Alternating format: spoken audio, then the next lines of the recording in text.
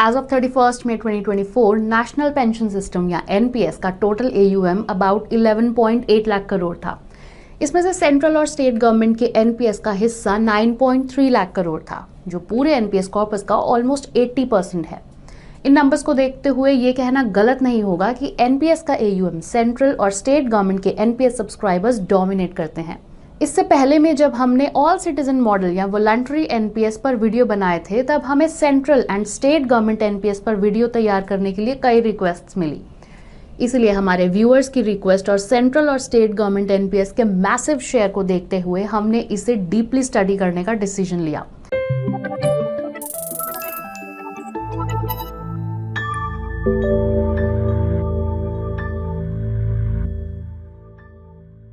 Hello and welcome to ET money Hindi. आज हम बात करने जा रहे हैं सेंट्रल और स्टेट गवर्नमेंट एनपीएस के बारे में।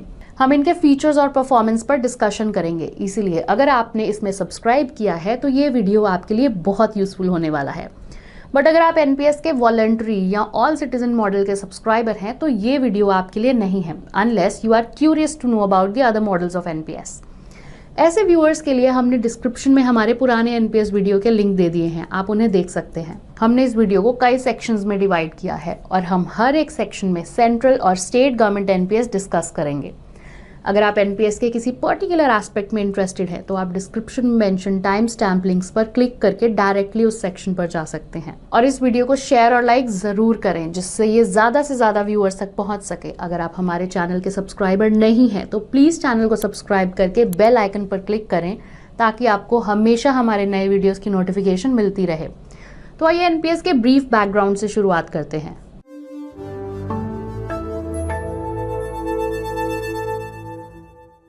एनपीएस को पहली बार 1 जनवरी 2004 या उसके बाद सर्विस ज्वाइन करने वाले सेंट्रल गवर्नमेंट एम्प्लॉयज के लिए इंट्रोड्यूस किया गया था। आर्म्ड फोर्सेस को इससे बाहर रखा गया है। इसके बाद इसे स्टेट गवर्नमेंट एम्प्लॉयज के लिए भी एक्सटेंड कर दिया गया और डिफरेंट स्टेट्स में अलग अलग डेट्स पर एनपीएस को अडॉप्ट किया। एनपीएस का ऑल सिटीजन मॉडल मई 2009 में लागू हुआ। इसकी हेल्प से कोई भी इंडियन सिटीजन अब रिटायरमेंट के लिए एनपीएस में इन्वेस्ट कर सकता है। फाइनली दिसंबर 2011 में कॉर्पोरेट सेक्टर एनपीएस इंट्रोड्यूस किया गया। सेंट्रल ऑटोनॉमस बॉडीज के लिए भी सेंट्रल गवर्नमेंट एनपीएस एप्लीकेबल है। Similarly state government NPS union territories और स्टेट ऑटोनॉमस बॉडीज के लिए है। एनपीएस 2 टाइप के अकाउंट्स ऑफर करता है, टीयर 1 और टीयर 2। टीयर 1 एक मैंडेटरी रिटायरमेंट अकाउंट है। टीयर 2 एक ऑप्शनल इन्वेस्टमेंट अकाउंट है। अनलाइक द टीयर 1 अकाउंट, आप इसमें कभी भी इन्वेस्ट कर सकते हैं और इससे विड्रॉ भी कभी भी कर सकते हैं। आप टीयर 2 अकाउंट से टीयर 1 अकाउंट में वन वे स्विच मैकेनिज्म की हेल्प से फंड्स भी ट्रांसफर कर सकते हैं। जैसा कि इसके नाम से ही पता चल रहा है कि इसके जरिए टीयर 1 से टीयर 2 अकाउंट में फंड्स ट्रांसफर करना अलाउड नहीं है। पीएफआरडीए या pension fund regulatory and development authority NPS regulator है। एनपीएस के पास 3 CRAs यानी सेंट्रल रिकॉर्ड कीपिंग एजेंसीज हैं, प्रोटीन, कैम्स और के फिनटेक। ये एनपीएस के एडमिनिस्ट्रेटिव और कस्टमर सर्विस फंक्शंस को देखते हैं। एनपीएस सिस्टम में इन्वॉल्व दूसरी एंटिटीज आर एनपीएस ट्रस्ट। ये सब्सक्राइबर्स के पेंशन एसेट्स को होल्ड करता है। पेंशन फंड्स जो इन्वेस्टमेंट्स मैनेज करते हैं। नोडल ऑफिसेज ये सब्सक्राइबर्स और सीआरए के बीच इंटरफेस का काम करते हैं। एन्युटी सर्विस प्रोवाइडर्स वो इंश्योरेंस कंपनीज हैं जो सब्सक्राइबर्स को उनके एग्जिट पर एन्युटीज प्रोवाइड करते हैं। चलिए आइए अब सेंट्रल और स्टेट गवर्नमेंट सेक्टर्स के लिए एनपीएस के दूसरे फीचर्स पर एक नजर डालते हैं।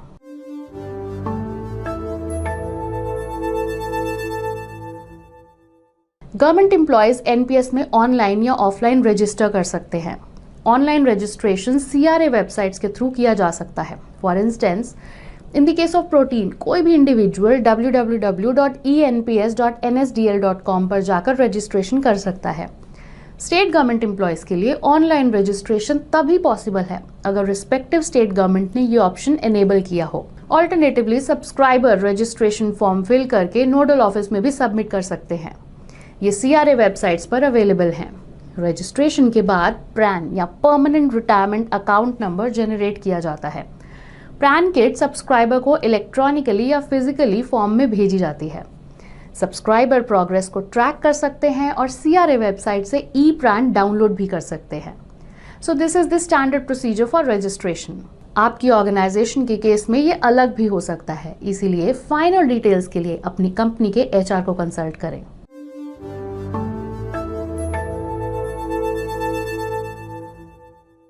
गवर्नमेंट एम्प्लॉयज के लिए एनपीएस कंट्रीब्यूशन के दो कंपोनेंट्स हैं। फर्स्ट, गवर्नमेंट बेसिक सैलरी और डीएनएस अलाउंस का 14% एनपीएस के मैंडेटरी रिटायरमेंट अकाउंट टियर 1 में कंट्रीब्यूट करती है। And second, subscriber basic salary और डीएनएस अलाउंस का 10% टियर 1 अकाउंट में कंट्रीब्यूट करता है। गवर्नमेंट सब्सक्राइबर्स सीआरए वेबसाइट या मोबाइल एप्लीकेशन के जरिए अपने टियर 1 या टियर 2 अकाउंट्स में वॉलंटरी कॉन्ट्रीब्यूशंस भी कर सकते हैं। एनपीएस डी रेमिट या डायरेक्ट रेमिटेंस फैसिलिटी भी ऑफर करता है। ये फैसिलिटी आपको अपने वॉलंटरी एनपीएस कॉन्ट्रीब्यूशंस के लिए सेम डे एनएवी रिसीव करने में हेल्प करती है। आप डी रेमिट के साथ एसआईपी भी सेटअप कर सकते हैं। जब आप डी रेमिट का यूज करते हैं तो फंड्स डायरेक्टली ट्रस्टी बैंक को भेज दिए जाते हैं और इससे प्रोसेस में तेजी आती है, जिससे आपको सेम डे एनएवी मिल जाती है। इसके लिए सबसे पहले आपको सीआरए वेबसाइट के थ्रू डी रेमिट को एक्टिवेट करना होगा। इसमें आपको एक वर्चुअल अकाउंट आईडी क्रिएट करके फिर उसे एज अ बेनिफिशियरी अपने बैंक अकाउंट में ऐड करना होता है। एसआईपी सेटअप करने के लिए आपको अपने बैंक को अपने अकाउंट से फंड्स डेबिट करने और वर्चुअल अकाउंट में सेंड करने के स्टैंडिंग इंस्ट्रक्शंस देने होंगे। अब टियर 1 और टियर 2 दोनों अकाउंट्स के लिए सेपरेट वर्चुअल आईडीज की जरूरत होती है। फाइनली, सेम डे एनएवी के लिए आपको सुबह 9:30 बजे से पहले फंड सेंड करने होंगे। ऑल्टरनेटिवली, नोडल ऑफिसेज और पॉइंट ऑफ प्रेजेंस या पीओपी ब्रांचेस के जरिए भी कंट्रीब्यूशन किया जा सकता है।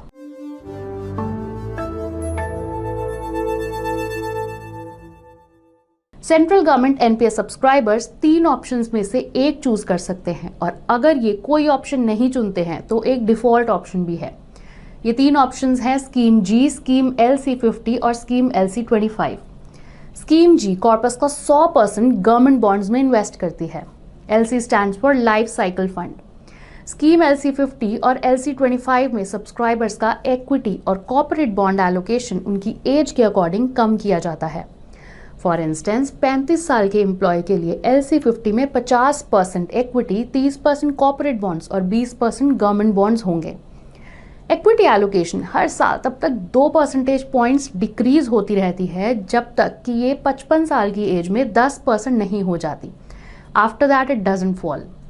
कॉर्पोरेट बॉन्ड्स के लिए एलोकेशन भी तब तक हर साल 1 परसेंटेज पॉइंट डिक्रीज होता रहता है जब तक कि ये 55 साल की एज में 10% तक नहीं पहुंच जाती। और गवर्नमेंट बॉन्ड्स के लिए एलोकेशन तब तक हर साल 3 परसेंटेज पॉइंट्स इंक्रीज होता रहता है जब तक कि 55 साल की एज में ये 80% नहीं हो जाता।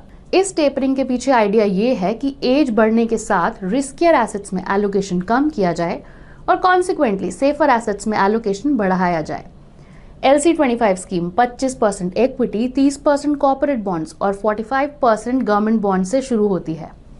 55 साल या उससे ज्यादा की एज में इसमें सिर्फ 5% इक्विटी और कॉर्पोरेट बॉन्ड्स और 90% गवर्नमेंट बॉन्ड्स होते हैं।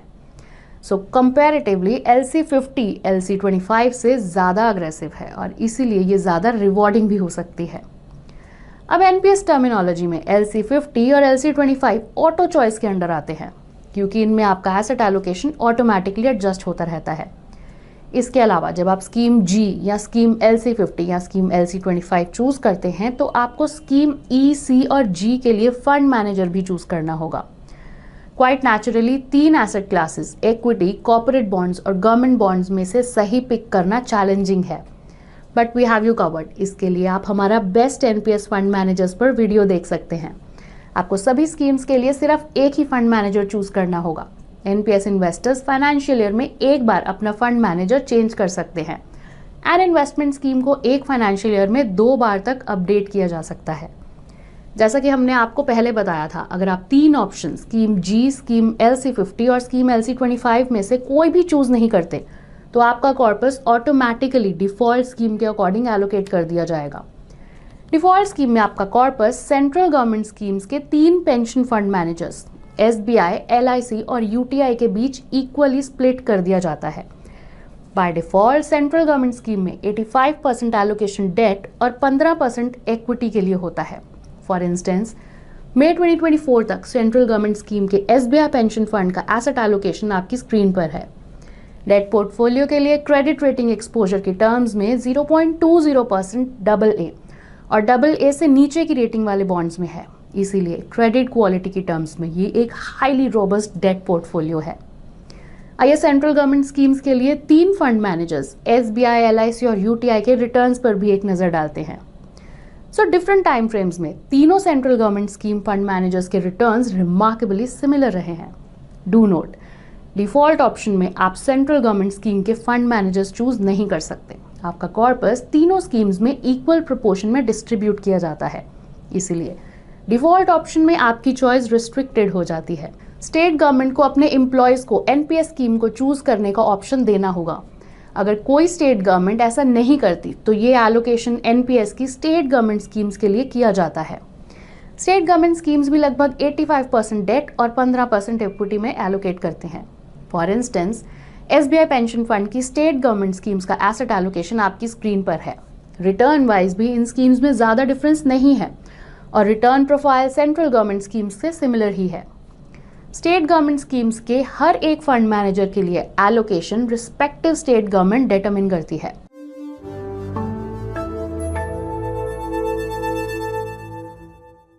सब्सक्राइबर्स 3 सिनेरियोज में NPS से एग्जिट कर सकते हैं: नॉर्मल एग्जिट, प्रीमेच्योर एग्जिट और सब्सक्राइबर की डेथ पर।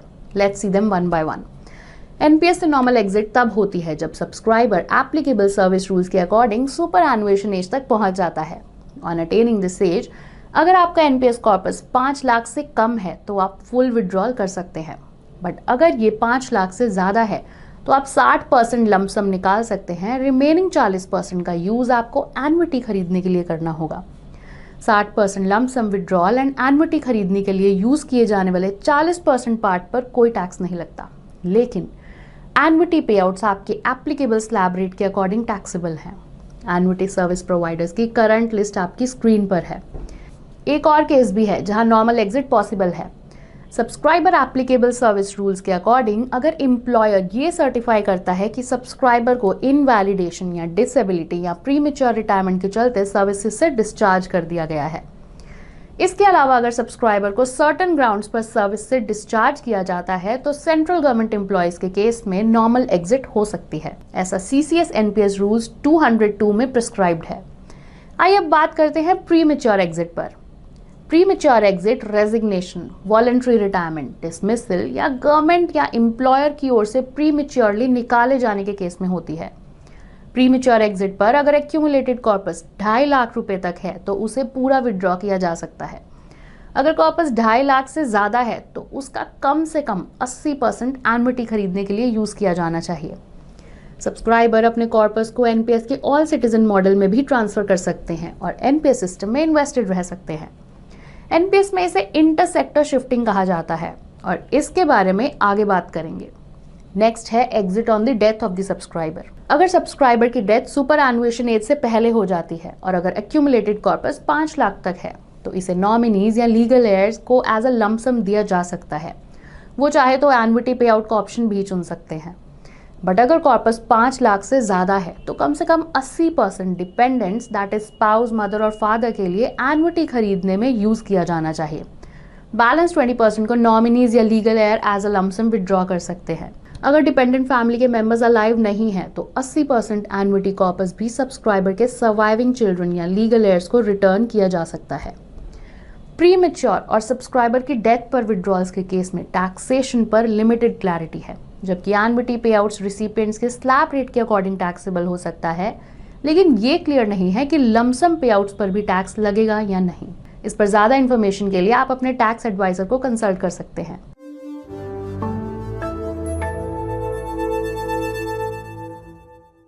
एक सब्सक्राइबर NPS से पार्शियल विड्रॉल्स भी कर सकता है, इसीलिए उसे मिनिमम 3 साल तक NPS का सब्सक्राइबर होना चाहिए। ऐसे कई रीजंस हैं जिनके कारण पार्शियल विड्रॉल किया जा सकता है। इनमें बच्चों की हायर एजुकेशन, मैरिज, घर खरीदना या कंस्ट्रक्शन और स्पेसिफाइड इलनेसेस शामिल हैं। पार्शियल विड्रॉल के लिए 14 स्पेसिफिक डिजीजेस कवर की जाती हैं, but do not that NPS account के एंटायर टेन्योर के दौरान NPS से मैक्सिमम 3 बार पार्शियल विड्रॉल्स किए जा सकते हैं। आप जो अमाउंट निकाल सकते हैं वो आपके अपने कंट्रीब्यूशन का 25% तक हो सकता है। इसमें एम्प्लॉयर का कंट्रीब्यूशन इंक्लूडेड नहीं है। और इसमें आपके अपने कंट्रीब्यूशन पर मिलने वाला रिटर्न भी शामिल नहीं है। इसीलिए आप अपने कंट्रीब्यूशन से प्रिंसिपल का सिर्फ 25% ही विड्रॉ कर सकते हैं। जहां तक पार्शियल विड्रॉल्स पर टैक्सेशन का सवाल है तो ये टैक्स फ्री हैं।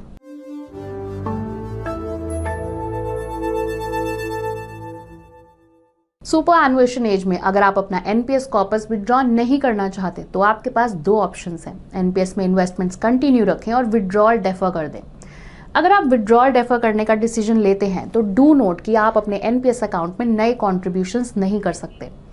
इनमें से किसी भी ऑप्शन को अवेल करने के लिए आपको सुपर एनुएशन एज अटेन करने से 15 दिन पहले रिक्वेस्ट करनी होगी। इसके बाद आप 75 ईयर्स की एज तक इन्वेस्टमेंट कंटिन्यू रख सकते हैं या अपने विड्रॉल को डेफर कर सकते हैं। अगर आप इन्वेस्टमेंट करना जारी रखते हैं तो इस टेन्योर के दौरान अकाउंट को सभी फैसिलिटीज और फीचर्स के साथ नॉर्मली ऑपरेट किया जा सकता है। आप अपने एनपीएस कॉन्ट्रीब्यूशंस पर टैक्स बेनिफिट्स के लिए भी एलिजिबल होंगे। आप एनपीएस से एग्जिट ले सकते हैं और कंटिन्यूएशन पीरियड के दौरान कभी भी पेंशन स्टार्ट कर सकते हैं। अगर आप विड्रॉल डेफर करते हैं तो मल्टीपल डेफरमेंट ऑप्शंस अवेलेबल हैं, जैसे डेफर एन्युटी या डेफर लमसम या दोनों। डेफरमेंट पीरियड के दौरान सब्सक्राइबर किसी भी टाइम एनपीएस से एग्जिट कर सकता है। कंटिन्यूएशन और डेफरमेंट के अलावा कोई भी इंडिविजुअल एनपीएस की सिस्टमैटिक लमसम विड्रॉल या एसएलडब्ल्यू फैसिलिटी का ऑप्शन भी चुन सकता है। ये लमसम कॉर्पस के बजाय ट्रांचेस में 60% कॉर्पस का लमसम विड्रॉल अलाउ करता है। ये विड्रॉल्स एज या इंस्टॉलमेंट के अमाउंट पर बेस्ड हो सकते हैं, जिनकी frequency monthly, quarterly, half yearly या ईयरली हो सकती है।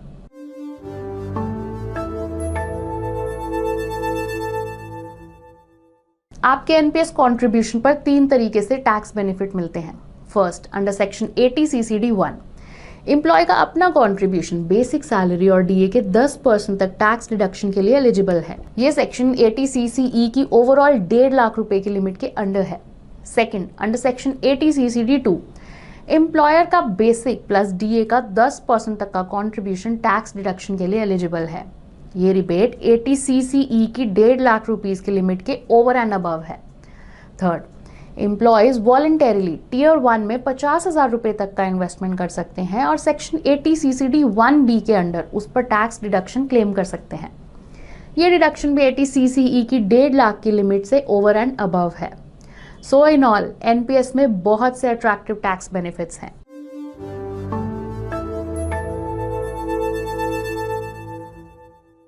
NPS tier 2 tax saver account या टीयर 2 टीटीएस सिर्फ सेंट्रल गवर्नमेंट एम्प्लॉयज के लिए अवेलेबल एक स्पेशल ऑप्शन है। इस अकाउंट में किए गए इन्वेस्टमेंट्स का लॉक इन पीरियड 3 साल का होता है और ये सेक्शन 80CCE के अंडर 1.5 लाख रुपए की ओवरऑल लिमिट तक टैक्स डिडक्शन के लिए एलिजिबल होते हैं। TTS account central government subscribers को अपनी पसंद का पेंशन फंड मैनेजर चूज करने का ऑप्शन देता है। ये डिफरेंट एसेट क्लासेस के लिए डिफरेंट फंड मैनेजर्स भी चुन सकते हैं। और सबसे बड़ी बात यह है कि इसमें हर एक कंट्रीब्यूशन के लिए फंड मैनेजर्स के डिफरेंट कॉम्बिनेशंस को भी चुना जा सकता है। टीयर 2 टीटीएस के अलावा सेंट्रल और स्टेट गवर्नमेंट एम्प्लॉयज के पास टीयर 2 डिफॉल्ट स्कीम में इन्वेस्ट करने का ऑप्शन भी है। टीयर 1 डिफॉल्ट स्कीम की तरह टीयर 2 डिफॉल्ट स्कीम भी 3 फंड मैनेजर्स एसबीआई, यूटीआई और एलआईसी को कॉर्पस एलोकेट करती है। ये फंड मैनेजर्स एसेट्स को डेट और इक्विटी में 85:15 के प्रोपोर्शन में एलोकेट करते हैं, जैसा कि टीयर 1 डिफॉल्ट स्कीम के केस में भी होता है।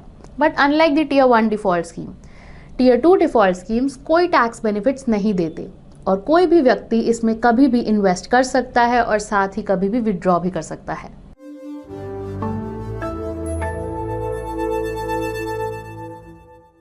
एनपीएस की इंटर सेक्टर शिफ्टिंग फैसिलिटी आपको डिफरेंट सेक्टर्स में जॉब्स बदलने पर अपना प्रान नंबर पोर्ट करने की फैसिलिटी देती है। इसका मतलब है कि जब आप अपनी जॉब बदलते हैं तो आपको नए प्रान के लिए अप्लाई करने की ज़रूरत नहीं होती। फॉर इंस्टेंस, अगर आप अपनी जॉब सेंट्रल से स्टेट गवर्नमेंट में स्विच करते हैं तो आप अपने एग्जिस्टिंग प्रान को नई एंटिटी में ट्रांसफर कर सकते हैं। डू नोट दैट अगर आप सेम सेक्टर में अपनी जॉब चेंज कर रहे हैं, जैसे 2 स्टेट गवर्नमेंट्स के बीच, तो आपको इंटर सेक्टर शिफ्टिंग की ज़रूरत नहीं पड़ेगी। आपका प्रान ऑटोमेटिकली सेम सेक्टर में शिफ्ट हो जाता है।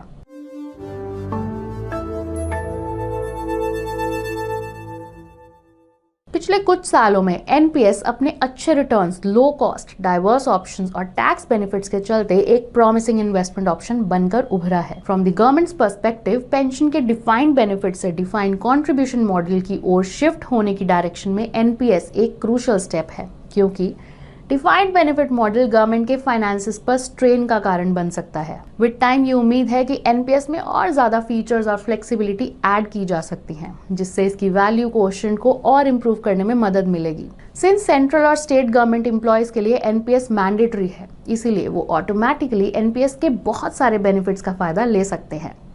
अपने एनपीएस अकाउंट को ऑनलाइन मैनेज करना भी ईजी है। इस वीडियो में बताए गए मोस्टली फीचर्स सीआरए वेबसाइट्स के जरिए अवेल किए जा सकते हैं।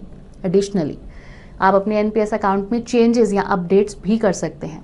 फॉर इंस्टेंस, आप सीआरए वेबसाइट के जरिए contact details, bank account details, nominee, password etcetera update कर सकते हैं।